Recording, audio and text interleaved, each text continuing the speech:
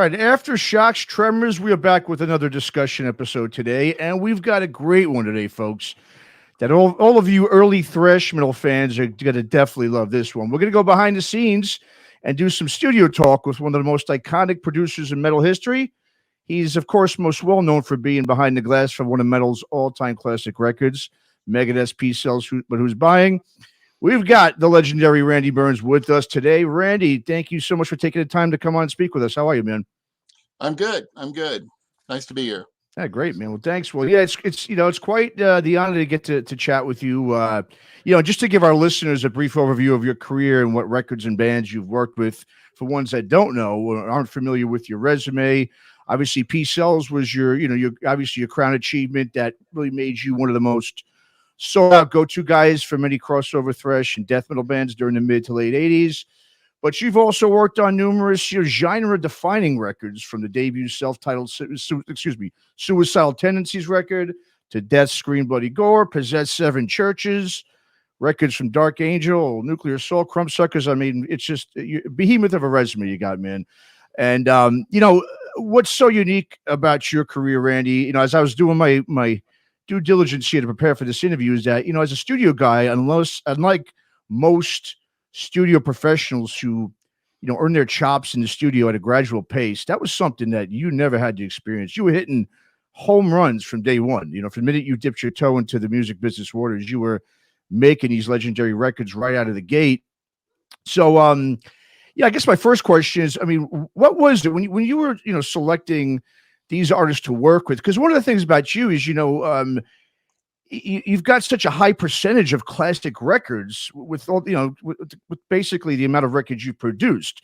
It's not like you're not like a typical producer who, the law of averages, you could obviously hit some home runs here and there. I mean, pretty much most of the records you did were just all home runs. So my first question is, what was it that drew you to those specific bands, and records when you decided what to work on and who to work with back in the '80s there? Well, actually, it was more the other way around. That I did a lot of work with Combat Records, and there was a guy there named Steve Sinclair. Okay. And Steve Sinclair was doing the A&R for Combat, and I did a few records for him, and I just became his go-to guy. And almost all those records that you just mentioned came through Steve at Combat. Wow. Okay. There was another guy, Ron Gowdy, at Enigma Records. And then at some point, well, I guess after Peace Cells, then a lot of the bands sought me out. So I had a management company that kind of filtered things, and it was, here's a bunch of bands. They all want to be produced. Which one do you want to work with? And, I would pick them. Some of them were obvious, like Creator, it just made sense that they were already established bands. But on the beginning, that big run in the middle there with, Possessed and Death and Megadeth and even Nuclear Assault, right? All that stuff came through Steve Sinclair at Combat. Wow, very cool. Well, go ahead. Sorry. No, that's it. Okay. Well, I was going to say, I just want to let's start with your career really as you started out as a youngster in the LA punk scene. I mean, the first record you worked on was a punk compilation called "Hell Comes to Your House." Now compilation albums are a dime a dozen, but you wound up working on this one. I read that it cost just over $500 to make, and it featured a song from a little Southern California band called Social Distortion. So, I mean, even the comp you worked on featured one of the biggest punk bands in history. I mean, do you chalk a lot of your success up to simply, it just basically it's because of, obviously, like I said, Steve, obviously fed you a lot of these bands, but was it simply, especially in the early days, with that record, of course, later on when you worked with Suicidal Tendencies on their self-titled debut, was a lot of it just being really at the right place at the right time? Or do you think you had to do with, what was it that really, how were you able to, especially right off the bat, be able to work with these iconic bands, that want to become, especially in the punk rock scene, some of the biggest punk rock bands in history? It was kind of being in the right place at the right time. I think I was really, extremely fortunate to sort of get a ride on two scenes. One was the LA punk scene, where I did the Hell Comes to Your House. And then that got me the gig with Lisa Fancher at Frontier to do Suicidal. Mm-hmm. And so I sort of caught a ride there. I was just right there when everything was happening. And then the beginning of the thrash metal scene with Megadeth and all those other bands. So yeah, there really is an element of just being in the right place at the right time. Very cool. And but of course, you know,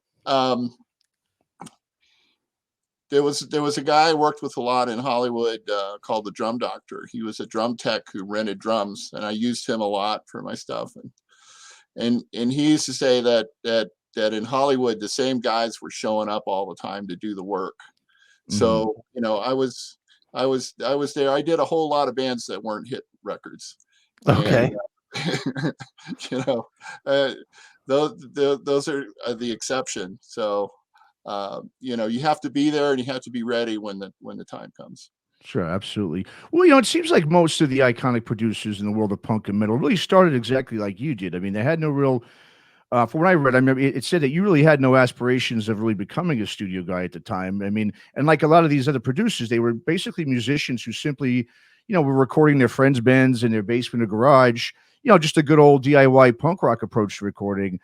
And that's how it started for a lot of the engineers and producers at that time, especially in the 80s there when working on punk and metal records. I mean, at what point did you realize that what you were doing was more than just a little, side thing where you were helping your fellow musician friends, and you were actually, really good at this and could make it a career? I mean, did you even want it to be a career, being that I know later on temporarily removed yourself from the industry after you did the Seven Churches Possessed record? I was playing club bands in Orange County, playing what we call top 40. We had two girls in our club band, and we did Patti Benatar and Pretenders and Fleetwood Mac, and then on the heavier side, AC/DC and Journey, things like that. Okay.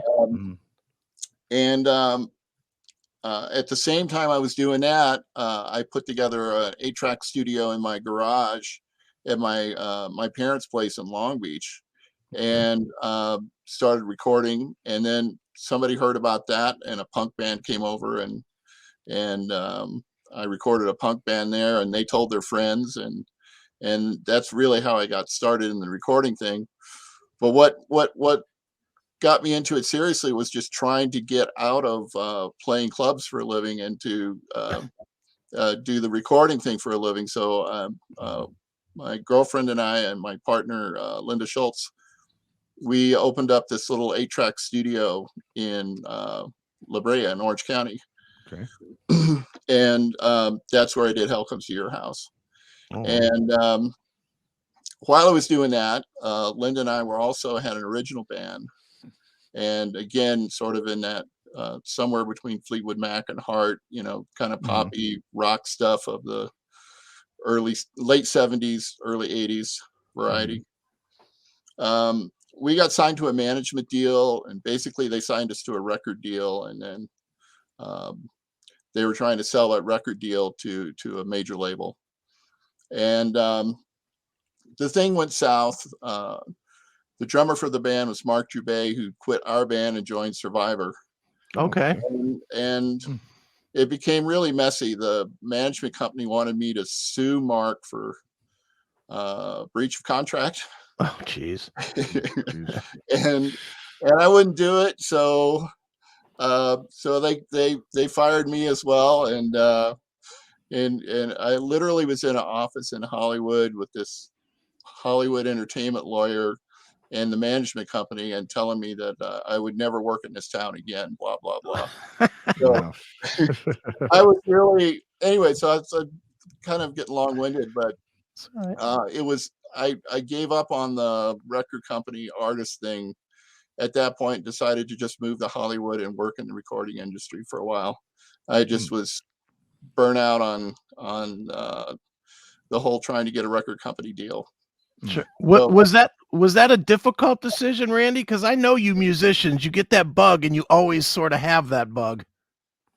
I don't know. I was a little bit tired and jaded from working in clubs for a long time. That gets to be a real drag after a while. I don't know how many musicians you've talked to about that. Sure. And then, like I said, the original band thing didn't, with the management company was real. I don't know, it's just disturbing and irritating and made me cynical. So I just wanted to get away from it for a while, honestly. And once I got into Hollywood and got into working in the studio, I really liked it. And I just stayed there and things just sort of happened. Sure. I got busy and it didn't take long before I was producing records. So Sure. Well, you've obviously done amazing things with that decision, so it was obviously the right decision to make. Now I want to pull the curtain back a little bit on production and specifically on yours, because the one thing that jumps out to me about when you look at your catalog, especially that 80s run, I guess we'll call it 80s to mid 90s ish run, you did a lot of records that don't sound a lot alike, which to me is an absolute testament to you. They really have different production qualities from record to record that sort of match the bands, which I guess is the goal. right. But for you, when you go into a record, no matter who it is, do you have a sound in mind based off of the band you're working with and the demos, or do you have a predetermined sound of what you want to capture and bring that to the band? Does that make sense? I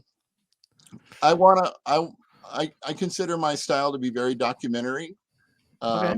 I think that the band is the best authority on how they should sound, and that my job is to translate their vision of what they want to sound like into reality. So no, I don't go in with a predetermined, like, this is the sound I'm going for. I go in and try to get the best that I can out of that particular band. So I used to tell bands that if they use me, their record would sound exactly like them, only 1,000 times better than they ever thought possible. Nice. That was the goal, Sure. In my management company times, I had an experience where I recorded the demos for my band, and that's how I got the management deal. Right. And so the management company said, well, you need to have some 24 track demos. We're going to hire a producer and send you in the studio to make some demos. And they did.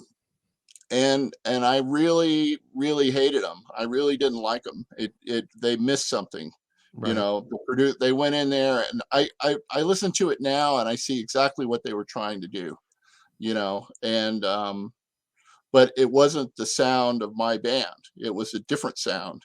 And I was really disappointed and angry and frustrated with that when I was the artist and the producer did something else, right?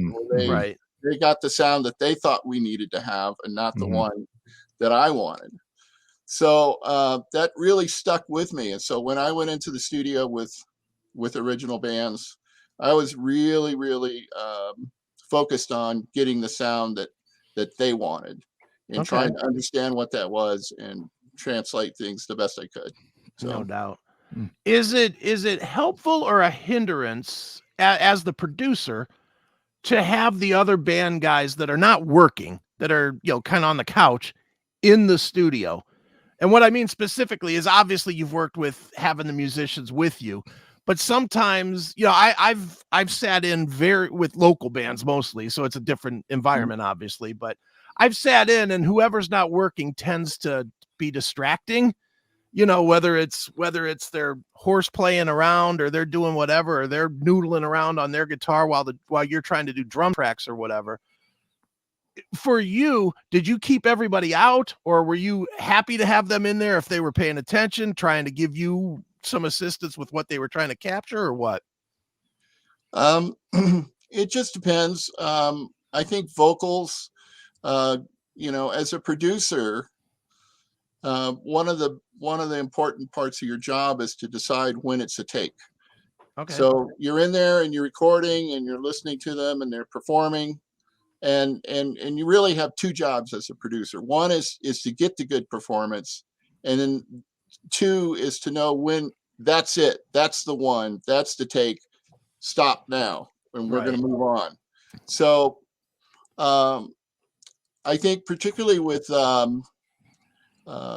vocals, a lot of times I would have everybody leave, so that the vocalist, it was just me and the vocalist and an engineer, or just me and the vocalist in the studio. And but other times,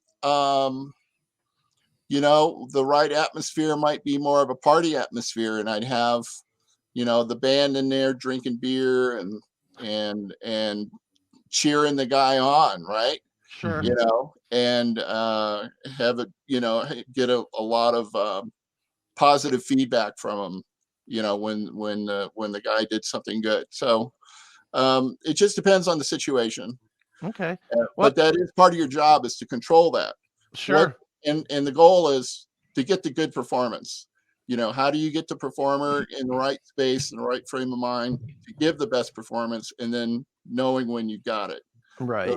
Those are your two main jobs. Sure. Well, you seemingly were an expert at controlling it, just because when you look at the list of bands that you worked with, all of them at the same time that they were at their creative peak were also at their partying peak. You know, Megadeth certainly was, Nuclear Assault certainly was. Right. I mean, all these bands were at their partying peak. Was it difficult to navigate their excesses, you know, or control it to, like you said, that sometimes you'd make it a party atmosphere? Was it hard to get them not to be in a party atmosphere and actually come ready to work? You know, all of these bands were really serious, and this was their big shot. You know, it was almost always the first album with a label, and the label was paying for it, and they were very, very serious about what they were doing. So they weren't goofing off or mucking around in the studio. They were there to get the record done, and so I was very serious about staying focused on getting the work done. And no, it's not really a problem. It's not really, it wasn't really an issue. I can't remember when, you know, I can remember no situations where it's like, well, we can't do any more recording because so-and-so's drunk or whatever, something like that. I mean, it just didn't happen. I also think a lot of people have the misconception that, you know, if people are doing drugs, that they're not able to perform. True. Those two things are, you know, that's not really true. Some people perform really well when they're high. So it just depends, you know. So anyway, it wasn't, people doing drugs and drinking wasn't really a hindrance to making the record. Oh, very interesting. Very cool. Well, let's get to, you know, just talking about some of the obviously some of your history here. I mean, right around the time that you were working on the Suicidal Tendencies debut is really when punk and metal were, you know, they were starting to slowly cross-pollinate with each other. I mean, Institutionalized was an alternative radio hit. I mean, and what separated, I think, that song, especially that album too, from the other punk and hardcore, you know, bands at the time, was the lead guitar. They had this, you know, immensely talented lead guitarist, Rocky George. And that was just something that really went against that whole punk rock ethos musically. Was, you know, they didn't believe in lead guitarist punk rock. And I mean, and that level of musicianship in punk, it just wasn't, like I said, it just wasn't happening at the time. And of course, the coalescing of punk and metal eventually led to the crossover, you know, movement, which you as a producer helped establish greatly. As a producer and engineer, you know, in general, I know you were an engineer on that record, but just a producer in general, I mean, how were you able to tap into or convince a lot of those punk-centric bands at the time to adapt, you know, a more metallic sound when there was such, you know, consternation between both the punk and metal scenes? Because I mean, both scenes, especially I know, you know, in New York on the East Coast, both scenes, they were like oil and water. I mean, they hated each other, you know. So as a producer, did you have to twist any arms and do a lot of convincing for a lot of these bands to adapt to a more integrated sound of combining both of those subgenres together at the time? No, they did Really? it themselves. Okay, Suicidal wow. Tendencies is the perfect example. They were, when they came into the studio, visually, you had three guys with bandanas that looked like they were in gangs, And then you had this other guy with a Les Paul and a Marshall and, hair down to here, right? Right. And it literally looked like they were from two different worlds and they were in the same band. But that's what the band was. It was the merging of those, the fusion of those two different things. And they did it. It was, wasn't me guiding them. I just did a good job of putting it on tape. Yeah. No, sure did, man. Well, I mean, well, the one thing you would know, I mean, obviously, just as much as anybody, is really the difference too between the two coasts where the crossover sound was emanating from both LA and New York. I mean, from my just knowledge, from what I've learned is, obviously with the New York crossover scene, that really didn't come into fruition really until SOD came out with Speak English or Die. That was one of the big records that helped kickstart that back there, which helped bridge that gap, obviously, with both subgenres. But it did take some time to get to that point. But on the West Coast, you really had the Venice scene, obviously, with Suicidal and No Mercy, Excel, later on with Uncle Slam. I mean, when did you start to notice in the studio and working with these bands that these two styles were indeed starting to become, aligned with each other in a natural sense without any, label input or any influences that came from the business perspective? Because, I mean, correct me if I'm wrong, I'm sure Combat eventually at the time, and just independent labels in general, were probably welcoming or wanting more of that metal and punk to come together in order to really reach a broader, audience, which of course means more record sales and ticket sales and return on their investment. Well, I think Suicidal was, really at the beginning of this coming together of the two different styles. Mm-hmm. And by the time you get, and then, Excel was probably, 90% rock with 10% of the punk. Mm-hmm. And then Uncle Slam, they're just a thrash band. I mean, in my opinion, they were fully there into the metal world. So, I don't know. Again, I took each band as they came and tried to do what that band was trying to accomplish. And I really, never as a producer went into the studio to try to push a band in one direction or another or tell them what to be. I was always trying to look for, what is it you guys are doing that's different, and let's put the spotlight on that, and let's make this record, make this record unique. So sure, yeah, and of course they were very different. The Uncle Slams and Excel would be really, really, really different than Ludacris and the Crumbsuckers. Those were oh yeah, really, really different guys too. Sure. Right. No, the New York guys are really very personable and Sure. really interesting, fun to be around. Mhm. Not that the other guys weren't, but I mean, it was a whole different thing. I wasn't used to the New York thing. So Got Sure. it. No, totally. Well, I mean, the thing too, Randy, that really impresses me, about your career is obviously that you worked on these extreme death metal classics too, like Death and Possess, records, and this that genre was obviously at the time really brand spanking new, and although both bands had legendary, guitarists in both Chuck and Larry Lalonde, as good as these guys were at the time at their craft, I'd have to venture a guess that they were also probably not as obviously precise as they would become later on. I mean, also that you're, from a punk rock background where, precision is, like I said, it's pretty negative in the punk world, missing notes and playing off key. That sort of adds to the character of the music of punk. But the same, really can't be said with metal. It's always, with metal, it's always been the exact opposite, where precision and perfection is like the ultimate goal with guitar players, and it's heralded, unlike punk rock. So with those two bands and guitars, and just I guess in general, I mean, especially when it came to tracking the guitars, I mean, how much of an adjustment was it for you as an engineer and producer when it came to tracking the guitars from the punk bands to the more seasoned players in those extreme metal bands? I mean, was it more, say, difficult to work with the Chuck and Larrys because of their desire to be, great at their craft and be legends as guitars? Or was it more frustrating and challenging working with the punk related bands who weren't seeking out to be, guitar gods? Because as a producer, I mean, it's obviously, your job to challenge and get the best you can out of them, even if it wasn't something that, they weren't really desiring or seeking to do.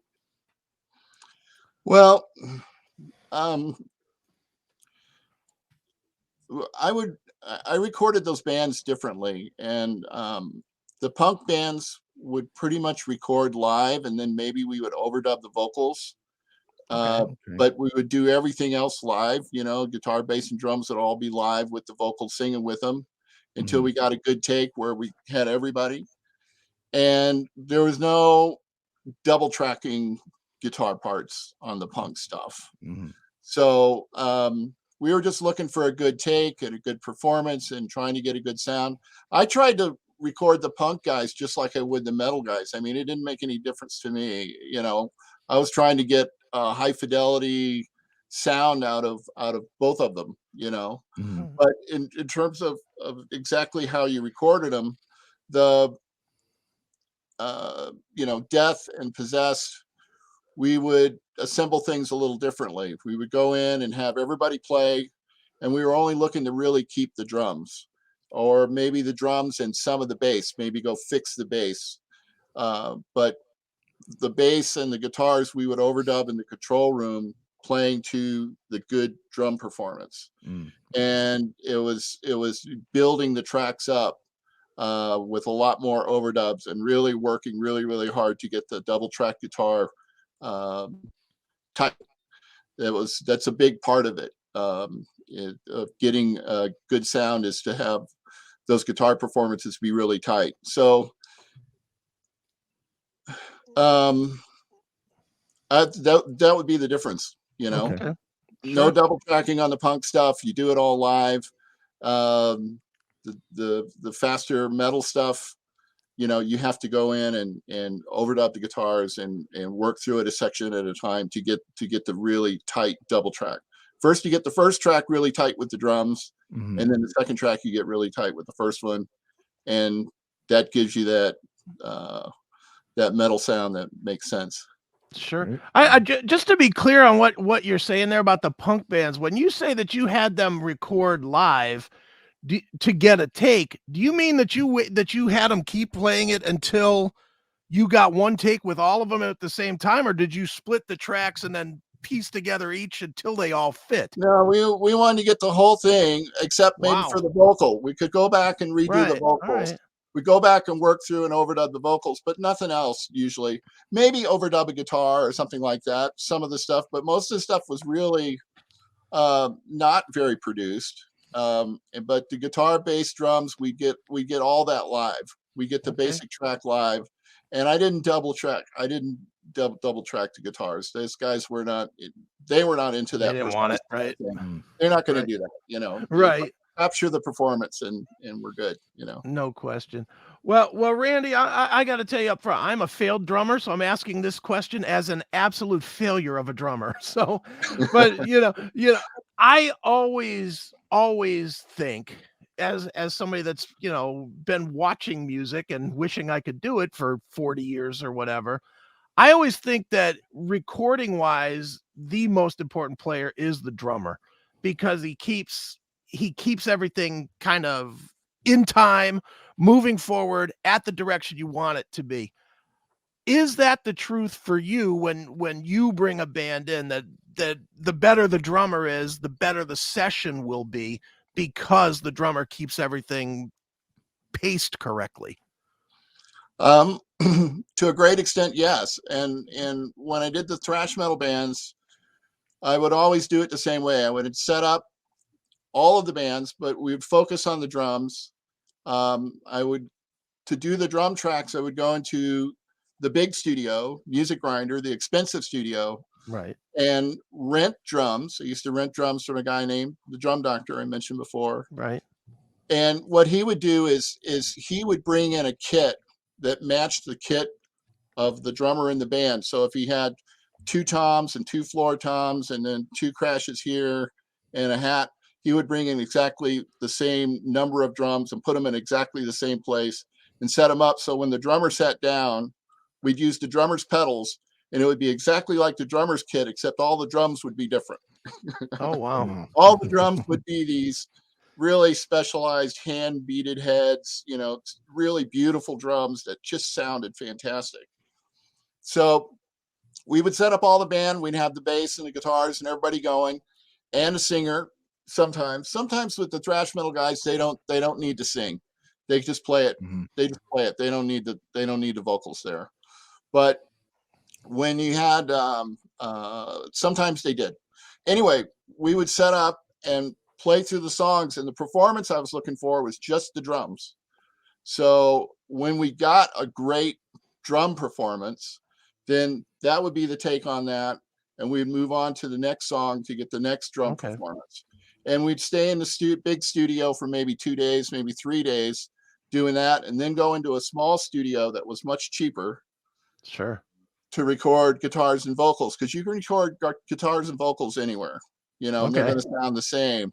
Whereas drums, you need to have the room, you need to have the really good microphones, and I think you need to have really good drums, So, yeah, drums are really, really important, and we would build it up there. You start with the drums, then you do the bass, then you do the guitars, then you do the vocals. Okay, very cool, man. Well, Randy, let's talk about the big one that everybody knows. Let's talk a little bit about Peace Cells. That's obviously it's the one everybody knows. It's the one people go back and forth between Peace Cells and Rust in Peace as Megadeth's mega moment, which has to be a mark of pride for you, because you guided them in exactly the right direction at the right time. For you personally, how do you look at that release? And, because there was a lot of negative for you that came after it initially came out. So how do you look at it, as far as how it came out when it was done, how it came out when Capitol did the, Paulini remix or whoever did the mix? Give us kind of an overview of that whole period, because it is a strange story on one of the greatest albums ever. Well, I don't know if it's that strange of a story. Again, I wasn't actually in Hollywood working when that record came up. I was taking a break from Hollywood. I was living with my parents in Antelope Valley out in the desert, and going to school and studying computer science. And I was sort of sick of Hollywood and the music business. And Steve Sinclair called me and said, I have this band and you have to produce the record. Okay. You have to do it. And I'm like, well, all right, Steve, okay, I'll listen to him. So I went down to listen to them in a rehearsal studio in downtown LA in this small little room. And I sat down and they played about 8 songs in a row. No vocals, just the band. Okay. And I knew right then that it was a hit record. And I quit school. Wow. Rented an apartment in Hollywood, took the gig and made the record. So for me it was it was a point, an inflection point in my career. So like I said, I was taking a break at the time. Sure. And it was just, again, it was being in the right place. Those guys just came off the road and they were absolutely on fire. Sure. Making that record was really exciting, because when we'd send them out to do a take, and that Gar would deliver these just outrageous performances, and it was really exciting. Sure. How did you know? What was it that you heard that made you know it was a hit, worthy enough to change your whole life to make it? Yeah, I don't know. I just heard the stuff, and I've never had that feeling. I never had that feeling again. Wow. It's the only time I've ever had that. I knew this was the one. I knew this one was special. And but the songs were great. And sure, it was Gar and Chris Poland and Dave Ellison playing this stuff. Those guys were all, and Mustaine, they were just brilliant, and they were so tight off of the road, and hearing that stuff live and just perform perfectly, I could hear it. This was something special, something different. And of course the album stands on its own, Sure does. What made you then, once the success of that album hit in, what made you then continue to stay in Hollywood and continue, to now produce more records when, I mean, instead of saying, okay, I did this record, I hit my grand slam here, I'm going to go back to computer science, major in college and leave Hollywood again. Did it reignite that spark, that fire to stick within the business again and continue to, produce the records you did?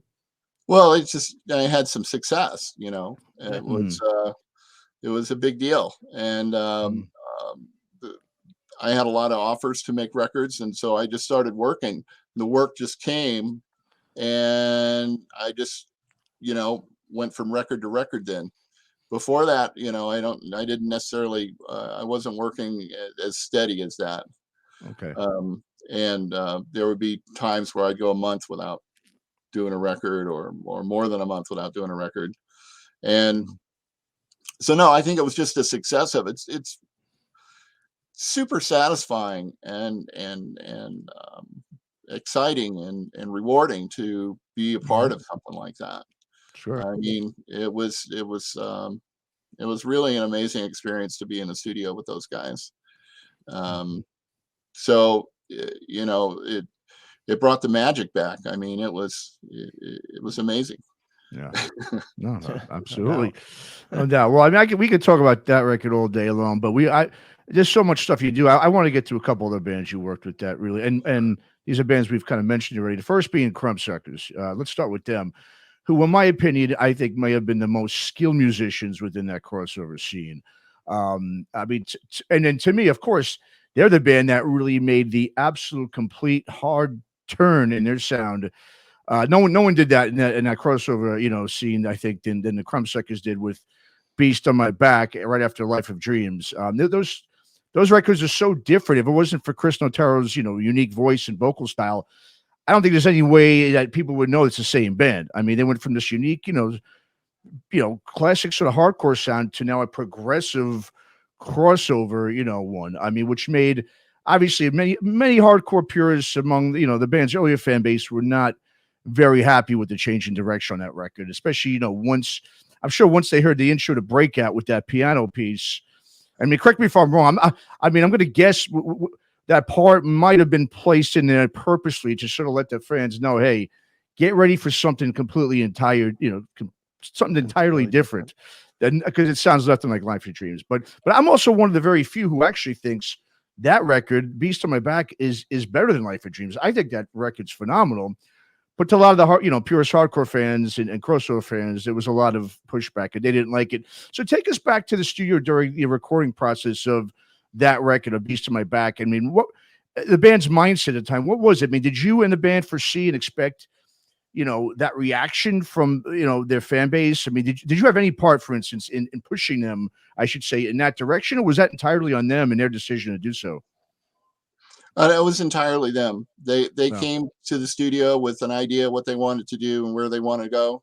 There was some discussion in the studio, but between them about should we do this or that, at certain points making decisions about what to do in a certain situation. But no, it was all them. I didn't come in. I came in and documented what it was they wanted to do. That was a pretty quick session too. I think we did the whole record in a week. Wow. In New York. Damn. And it was just record the stuff, get out. And that was the end of it. So yeah. Well, that's, like I said, that's I think a phenomenal record that you were part of. Absolutely. But the other band I want to talk about was Excel. They were another band that I thought really had amazing potential, especially when the Joke's on You came out in '89. A very underrated album and band, obviously straight out of the Venice, LA scene, as we said. And that also featured a very underrated musician and guitarist, Adam Siegel. I mean, he did some amazing things on that record and just in general with that band. Of course, he wound up later, playing with Infectious Grooves during their prime years. But to me, that band, I think, really could have been huge if they, I mean, and not to put him down or anything, because he's an excellent frontman, but Dan Clements, I think he was just, I think, limited vocally. And I think if they had someone who had maybe some more range, that band could have really taken off. I thought they had such a perfect blend of, like you said, it was really a rock band with all these other, thrash or hardcore elements. And then by the time The Joke's on You came out, that was definitely had more of that groove, which was starting to become the big thing there in the late, 80s, right in the beginning, early 90s there, when you had bands like Pantera and Prong, taking over that groove metal scene. I mean, why do you think they were a band that just didn't make it bigger than they did, in your opinion? I mean, do you agree that maybe it was the vocal limits that prevented them to doing so? I mean, just give me your take on why you thought that was a band that just didn't really take off like they probably should have. Yeah, I don't know. That was a really tough one. Like, the music business is really terrible. You can do everything right. You can do everything right and perform right and really lay down something beautiful and have it not go anywhere. So why it didn't go anywhere, I really don't know. I do think it's an underrated band. I do think they were really, really good. I really enjoyed making those records. Those records were really fantastic to make. Really fun, interesting people in that band. So very creative, and yeah, we had a great time. We had a great time making those records. Very cool. So I certainly love the stuff and really like it still. So, but Sure. I don't know. I don't know why. It's one of those things. Why I guess. something goes somewhere it doesn't. Sure. Right. True. Certainly. Well, go ahead, Randy. there just is talking about how some bands, don't make it. One of the bands I worked with one day was Jet Boy. You guys know who Jet Boy is, the hair band, right? Yeah. Right. Stomping down in the bricks.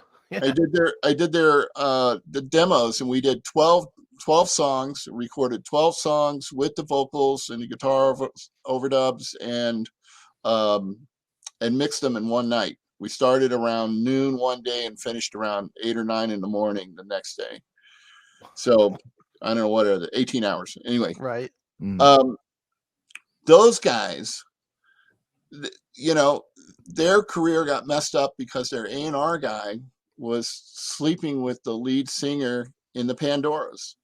That boy got signed by the same label as the Pandoras. I think it was Asylum. I'm not sure. It was a major label. Right. And their A&R guy got fired because he was sleeping with the lead singer from the band. And they just got hung out to dry for years. And it's like, here's a band that does everything right. They put together the band, they write the songs, they play the clubs, they get the attention, they record some demos, they get a major label deal, and then that's it. Nothing happens after that. So anyway. Yeah. No, it's Hollywood evil. Yes, it is. It is. Randy, another band that, and probably the oddest that I see when I look at your catalog, that just jumps out at me, just because it just doesn't fit anything else. Bang Tango. I mean, so much of your stuff is heavy stuff, and then all of a sudden, Bang Tango comes in there, and not only do they come in there, but when you did Dancing on Coals, that is it's an odd Bang Tango record too. I mean, it definitely has way more funk than I think they had previously. They were a little more hair metal-y on the, the record before.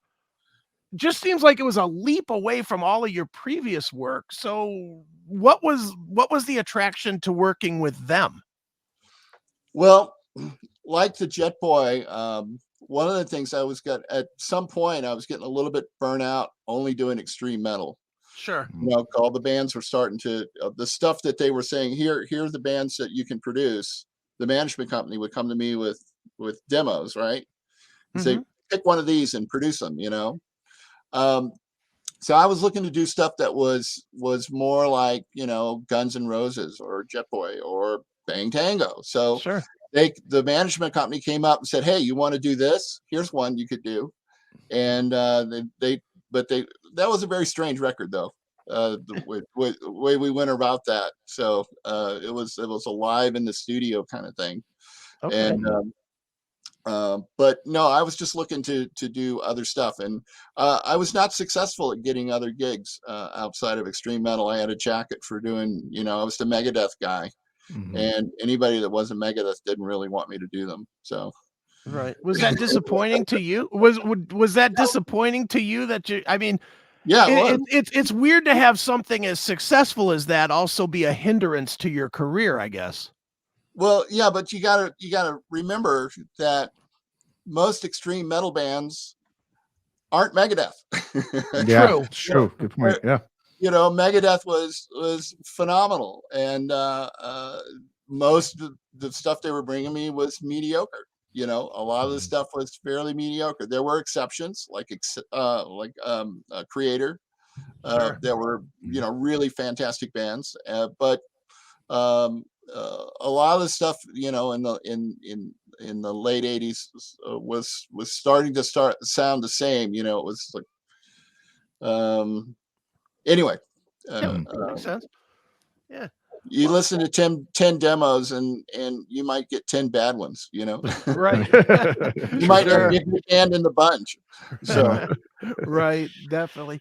Well, Randy, obviously now 2022, we're in the age of nostalgia now. It's been long enough since that era where everything is on a list, everything is, nostalgic now. And when you see your records, a lot of your records referenced online in polls, all this stuff, it's always at the top of the very iconic lists. You look at a best thrash thing and 2 or 3 of your records always pop up. Best death metal type stuff and the death record, Scream Bloody Gore, is always near the top, if not the top. Obviously Peace Sells is, what was that, Rolling Stones top 5 or something, some crazy high number like that. And certainly Creator, Coma of Souls, is one of those records that people love to death. With all that said, how does that make you feel as the guy that was kind of formulating that stuff now? When you see it now, do you look at it and like beat your chest like, yeah, that's me, god damn it? or are you past it to the point now where it's like, okay, that was a time in my life, but now we're here? well, when I first started getting back into music a few years ago, I was really surprised at how important some of those records turned out to be. Okay. Because, at the time, I mean, I knew Megadeth was going to be a big record, but certainly Possessed, nobody thought that was going to be a big record. Nobody made any noise about that when we first did that one. It took a long time. And Death was just another, it was a good one, but it was just another thrash metal record that we did during that period. Okay. Or at least it seemed like, it was, I was grinding them out, Right. So, no, I consider myself to be really, really fortunate to have been in the right place at the right time and have gotten to work with all of those tremendous bands, because it really is the bands that are the greatness.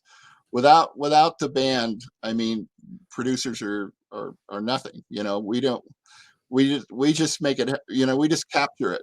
We don't make them great. So I was just very fortunate. Yeah, no doubt. And yeah, absolutely. Just one more band you worked with, quick. I got to bring up because they're so unique. And you mentioned before is Ludacris, who eventually obviously became Scatterbrain, shortly after that. And they were one of those bands. It was such a unique time because they went with that, the whole humorous approach rather than that serious side of things in the crossover and metal scene. Obviously, as we said before, SOD was the first one, I think, to really bring that sort of goofiness and silliness to the music that was normally very serious in nature in terms of its lyrics. Then you had Peter Steele from Carnivore did the same thing with that, and it seemed like it was a bit more of a New York East Coast thing, although Suicidal started to do that too when Lights Camera Revolution came out about 1990.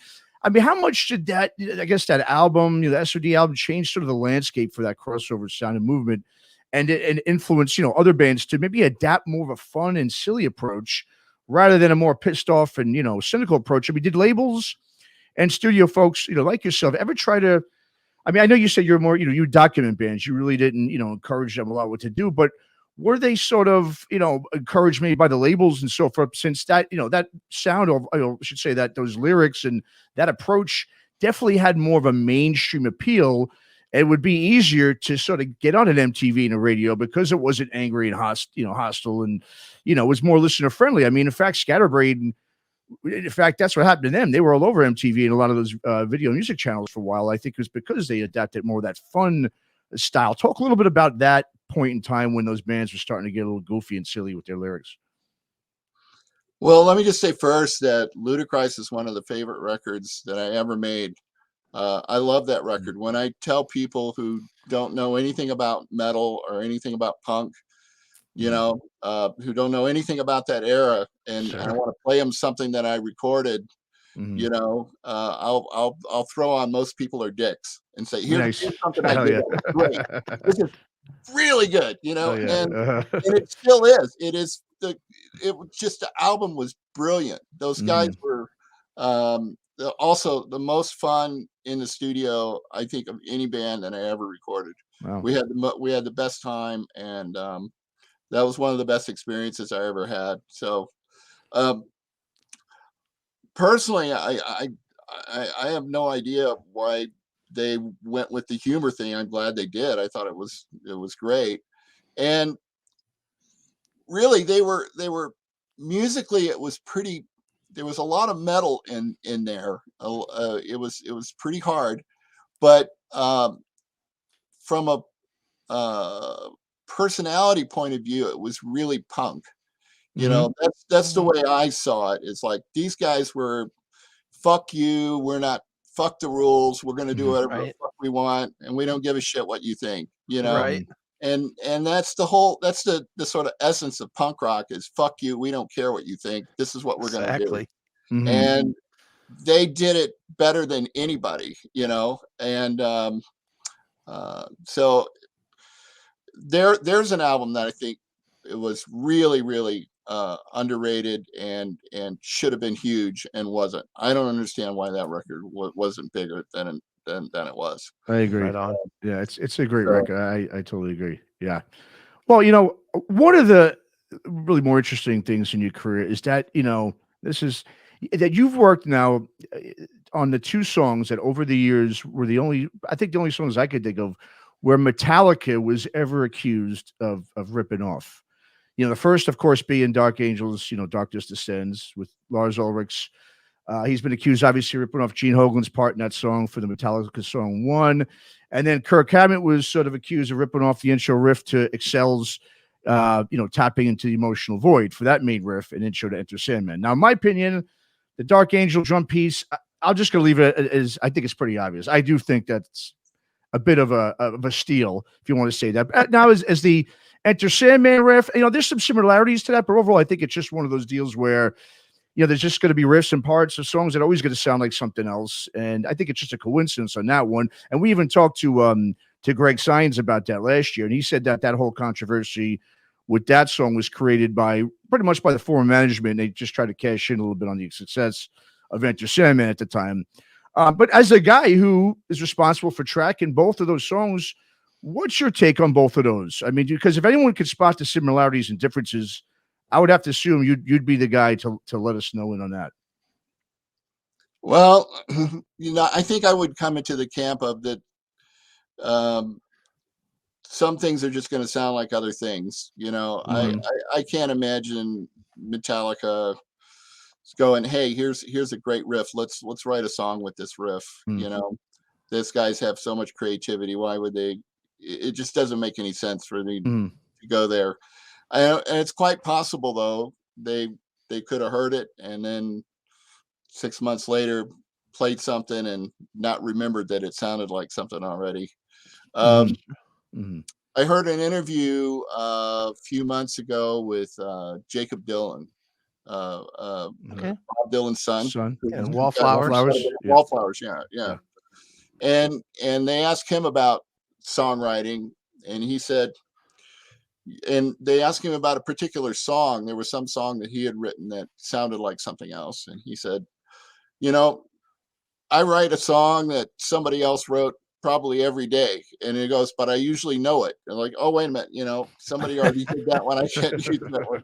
Is that happens all the time. And I think that probably happens with metal bands as well, is that they come up with a riff and it's like they don't realize that it's already on another record somewhere. Sure. Or that they heard it. Mm-hmm. And it's on another record somewhere.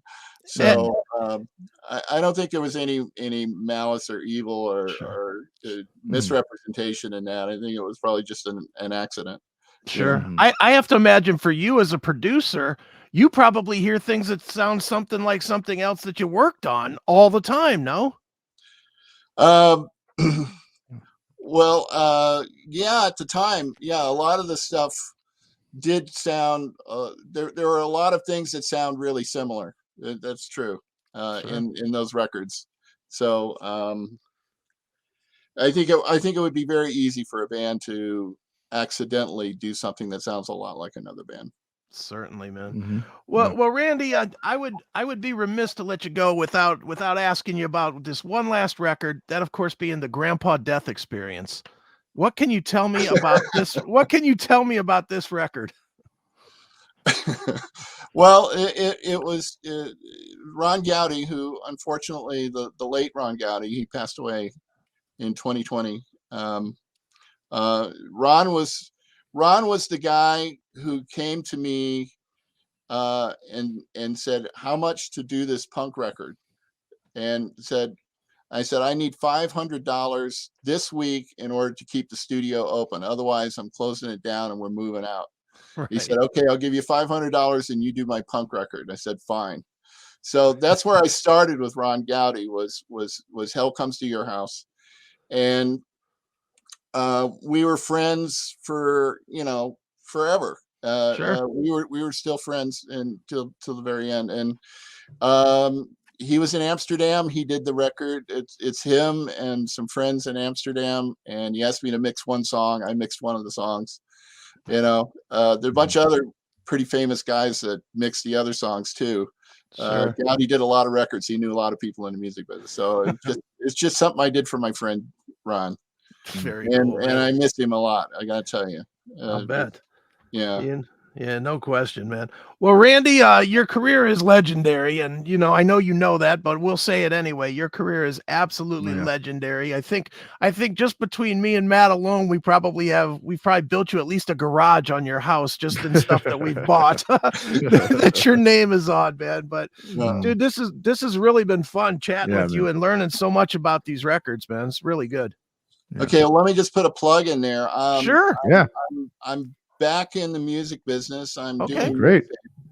I've got I finally got a room with proper acoustics where I can monitor and mix. And I just did an album. I just mixed an album for a band called Leatherwolf. I actually recorded their first album in 1983 at Music Grinder. Wow. And they saw something on Facebook that I was mixing now and called me up, and I ended up doing their album. It came out great. But anyway, I'm looking for bands to mix. I've been working up to it for a number of years now, learning Pro Tools and learning how to do the stuff and learning how to mix in the box, and then trying to get a monitoring situation. And I finally have that together. So I'm looking for work. So I expect that there are DIY bands out there that are making their own records and need somebody to mix it. I'm available. All right. Well, where do we tell them to go to get to you? Look me up on Facebook. Hit me up on Facebook. Look for Randy Burns Producer, and they can hit me there, or randyburnsmusic@gmail.com. Okay. So, but they should be able to find me on Facebook, and they can DM me there. Very good. Great. Well, everybody definitely do that, especially you bands. We know about 1 million bands that listen. So hopefully some of them will hear this and hit you up, Randy. And Randy, obviously, man, this has been a great pleasure, man. We definitely appreciate the time. Absolutely. All right. Thank you very much. It's been a pleasure. Thanks a lot, Randy. Appreciate it. All right.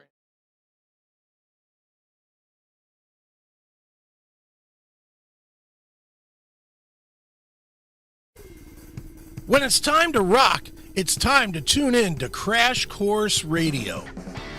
featuring the very best of the heavier music, from Slayer to Clutch to Fear Factory. It's all in one place, Crash Course Radio.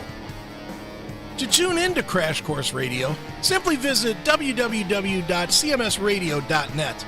You can also tune in on the CMS Network app by opening the app, clicking the musical notes at the top right corner, and selecting Crash Course Radio from our stations. All the best heavy music is there, so you should be too. Ditch the commercial radio and make Crash Course Radio your everyday station.